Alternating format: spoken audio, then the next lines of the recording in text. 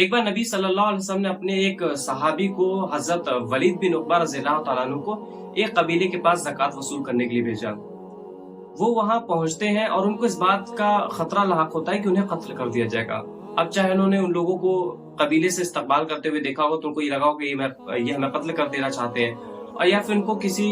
انسان نے جو ہے غلط خبر دی تھی کسی فاسق نے، اور یہ بھی ممکن ہے کہ شیطان نے ان کو غلط خبر دی ہوگی انسانی شکل میں آ کر کے، تو پھر وہ واپس آ جاتے ہیں۔ اور انہوں نے نبی کریم صلی اللہ علیہ وسلم کو یہ بتایا کہ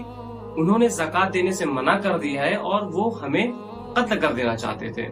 تو نبی صلی اللہ علیہ وسلم نے خالد بن ولید رضی اللہ تعالیٰ عنہ کو بلایا اور انہیں ایک دستہ تیار کرنے کو حکم دیا کہ جو جا کر کے ان سے جو ہے جنگ کرتا، جو ان پہ اٹیک کرتا۔ اس کے بعد ابھی یہ دستہ نکلا تھا یا نکل چکا تھا یا نکلنے والا تھا، تب تک یہ بات معلوم ہوتی ہے کہ دراصل ایسا کچھ بھی نہیں ہوا تھا، یہاں پہ کچھ غلط فہمی ہوئی تھی اور کنفیوژن ہوا تھا۔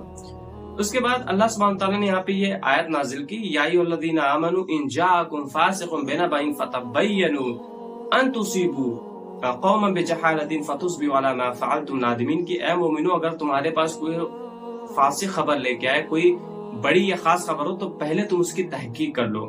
ایسا نہ ہو کہ تم اپنی قوم کو، کسی قوم کو نقصان پہنچا دو اور پھر تمہیں بعد میں پچھتاوا ہو، تم نادم ہو۔ دوسری بات یہاں پہ یہ ہے کہ یہ جو صحابی تھے ان کو فاسق قرار دینا یہ بالکل غلط ہوگا، کیونکہ قرآن کا جو حکم ہوتا ہے وہ بالکل عام ہوتا ہے، بھلے وہ کسی موقع پر، خاص موقع پر نازل ہوتا ہے۔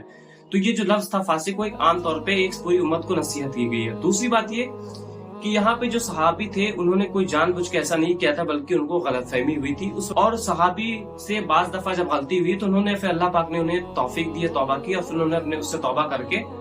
اللہ نے ان کو معاف کیا ہے۔ لیکن یہاں پہ یہ نصیحت پوری امت کو دی جا رہی کہ اگر تمہارے پاس کوئی خبر آئے تو پہلے تم اس کی تحقیق کر لو۔ ایسا نہ ہو کہ تم اس پہ عمل کر بیٹھو اور وہ اگر خبر جھوٹی ہو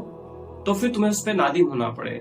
اور یہ بھی ممکن ہے کہ اگر وہ کوئی خبر فاسق لے کے آ، تم اس کی خبر کو یہ جانو کہ وہ جھوٹ بول رہا ہے اور تم اس کی تحقیق نہ کرو، تو یہ بھی ممکن ہے کہ اگر اس کی خبر سچی ہوگی تو پھر تم اپنے آپ کو نقصان پہنچا بیٹھو گے۔